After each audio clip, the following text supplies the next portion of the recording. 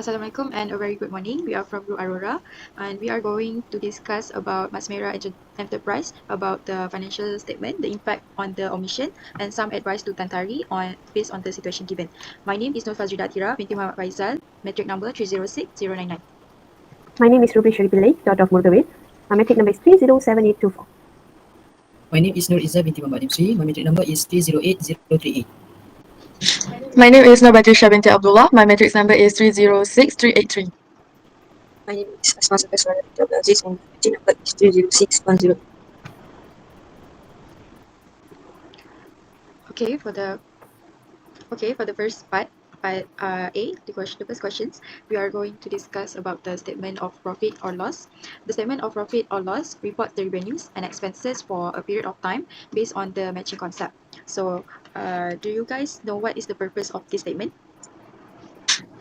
So the purpose of the statement of profit or loss and other comprehensive income is, the first one is for decision making. This statement helps investors, creditors, and management make informed decision. And the second one is to analyze performance, because this statement shows both operational and non-operational aspects of financial performance. And the third one is for regulatory compliance. This statement is used to ensure alignment with international financial reporting standards. So can you guys explain what is the content inside this statement? Sure. Let's look at the statement in Mas Merah Enterprise. The profit or loss statement is breaking into three key sections, which is the first one is revenue. Revenue includes any money generated from sales or services. So the sales revenue over here is 1,004,920.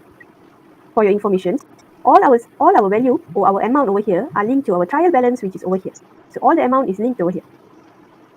Whenever we press this, it will show the destination of the amount, which is unadjusted trial balance over here. So for your information, the sales revenue is 1,004,920. To get the net sales revenue, what we'll do is we will minus with the sales revenue and allowance together with sales discount. So we will sum up these two amounts to get 11,453, and we will minus it with sales. And that is where we will get the net sales revenue, which is the total revenue of 993,475. And the second part is where we have the cost of merchandise sold, cost of sale. These are the direct costs related to the production and the sales of product and services. It includes things like inventory, wages spent to manufacture goods or with delivery services. Let's figure. This is the figure for cost of merchandise sold, which is 478,940. With this, the total revenue or the net sales revenue has to be minus with cost of merchandise sold to get the gross profit. After subtracting, we will get the gross profit value of 514,535. The third section for Mas Merah Enterprise is operating expenses. This is the background cost of running the business. This is calculated by minusing all the expenses over here. We sum up all the expenses over here to this value, and that is where we get this 331,843. With this, the gross profit is minus with the total operating cost to get the operating profit, which is 182,692. Other expenses. Interest expenses. We have 23,123. To find the net profit for the period, what we'll do is we will minus the operating profit with the interest expenses to get this value, which is 159,569. So now we are going to discuss about the statement of change in honest equity. So what is the definition of honest equity? Yes, so the definition of honest equity is the residual interest in the assets of business after deducting all its liabilities. It represents the financial state in the company, including the investment, retained profit, and any additional contribution, minus any withdrawal that made by the owner. Can you guys explain the change in honest equity? So I will explain this statement. To get the ending capital 31st December 2023, first we must take 680,000. We plus with 159,569. We plus this and we get the total 839,569, and we minus with 23,500 and we get the total 516,069. This amount is the total of the ending capital 31st December 2023. Can both of you give me the view of financial position for better understanding? A definition of Our statement of financial position is also known as a balance sheet. It's a formal document that shows a company's financial condition at a specific point in time. It lists the company's assets, liabilities, and equity, which provides a snapshot of the company's overall value. So the purpose of the statement of financial position is the first one to assess financial health. This statement shows the relationship between assets, liabilities, and equity to help determine whether the company is financially stable or not. And the second one is to analyze liquidity. This statement indicates the company's ability to cover short-term liabilities with current assets. And the third one is to support decision making. This statement provides information for management, investors, and creditors to make decisions. Oh, got it. So if a company has more asset than liability, it shows that they have a stronger equity position and a balance sheet position. That helps to keep everything in check, right? Yes, exactly. Yes. So, as you all know, there are three sections in over here, which is asset, liabilities, and owner's equity. For your information, assets equals to liabilities plus with equity, owner's equity. These are the values of asset. Over here, these are the value of asset. We have the liabilities over here. And these two for the long-term liabilities. And this is the owner's equity. So for your information, assets are what the owners own, what the company owns. Sorry. Assets are what the company owns, which are together with this. Liabilities are what the company owes. And for owner's equity, it's actually what the owner can claim after paying all the debits. So for example, when it comes to asset, it's like cash, account receivable, merchandise inventory. For liabilities, it's account payable, loans, such as that. And for owner's equity, it's like your profit, owner's profit actually. So over here, the value, these are all the values that are sum up. All these values are sum up to calculate, to know the value of total current assets. Over here, property, plant, and equipments.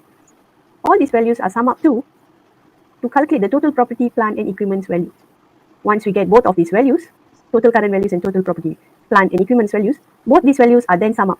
Once we sum up both these values, we will get 1,635,566, which is total assets. For liabilities, we will sum up all this value to calculate the total current liabilities, which is 404,409. And after that, we will add with the long-term liabilities, which is the note payables, the amount 415,088. Once we get both of these values, we will sum up to calculate the total liabilities.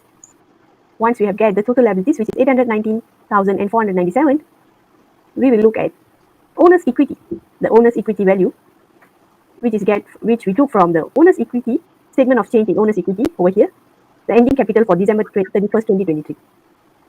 So both of these values are then sum up to get 1,635,566. As I said earlier, asset equals to liability plus owner's equity, which means both of the amounts will be the same once sum up. So we have the same value over here. So now we are looking at part B. Can someone explain the impact of the omission?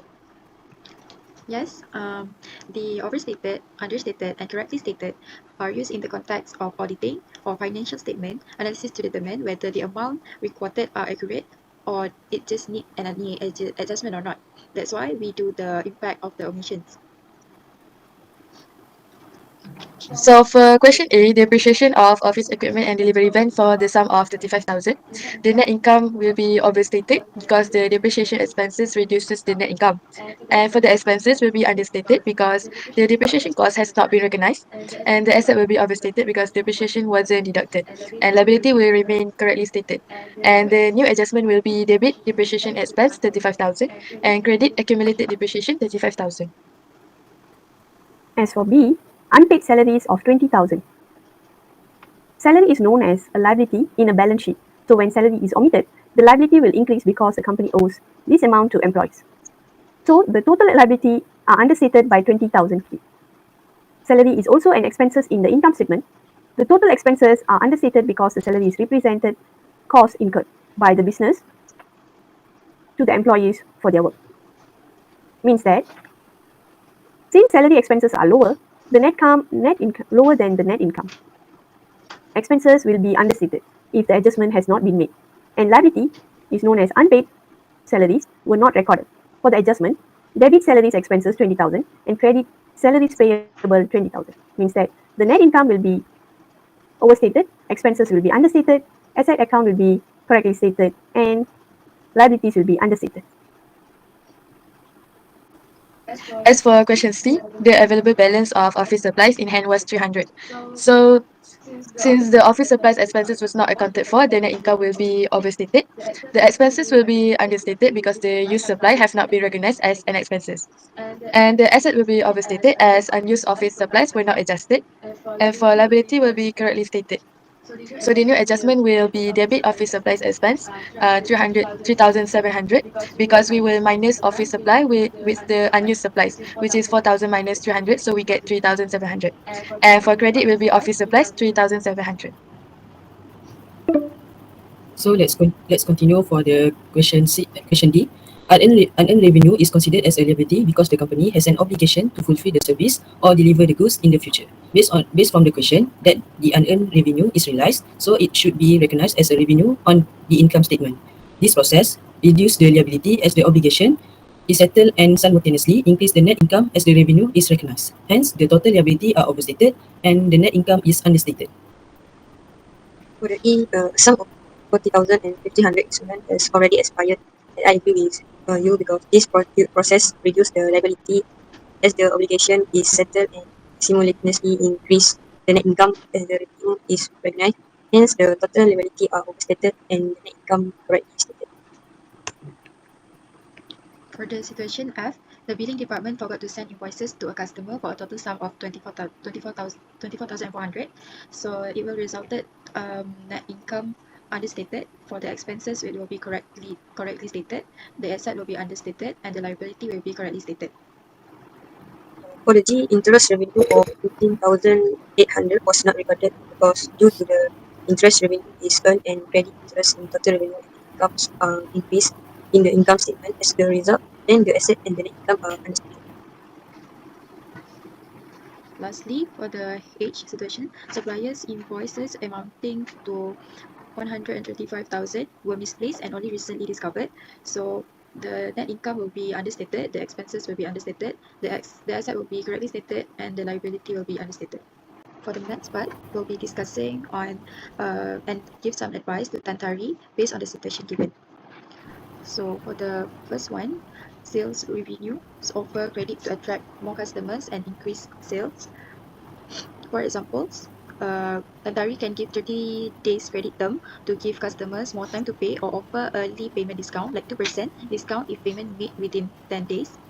And then for B, credit management, Tantari can set up new policies to minimize the credit risk. Tantari can set the credit limit based on the customer payments history. And for the C is account silver collection, efficient credit terms to encourage customer to pay on time but still satisfied. Essentially need to do a review to check customer payment performance. And for the D, inventory management credit terms align with inventory turnover cycles to optimize stock level. For example, Tensori offer extend term to customer who has good payment performance to increase their loyalty and order but be strict to the new customer. So for the question 2, A. Sales revenue. Fast and trusted shipping will encourage more customers to repeat the business. For example, Tantari controls the goods until they are delivered to the company or customers to avoid loss or damage. For B. Credit management. Clear shipping terms will avoid delivery delays or collections. For example, Tantari just-in-time shipping strategy to align inventory replenishment with demand and reduce carrying costs. For C, accounts receivable collection, synchronizing shipping, and invoicing for a faster payment. So Tentary can offer standard shipping for normal orders, but can add extra charge for urgent need shipping. Also, inventory management, optimize shipping to ensure not to overstock or stock up. So Tentary can invoice customers as soon as the shipment is confirmed to recognize the revenue. Therefore, we will end our discussion on Masmera Enterprise here. Thank you.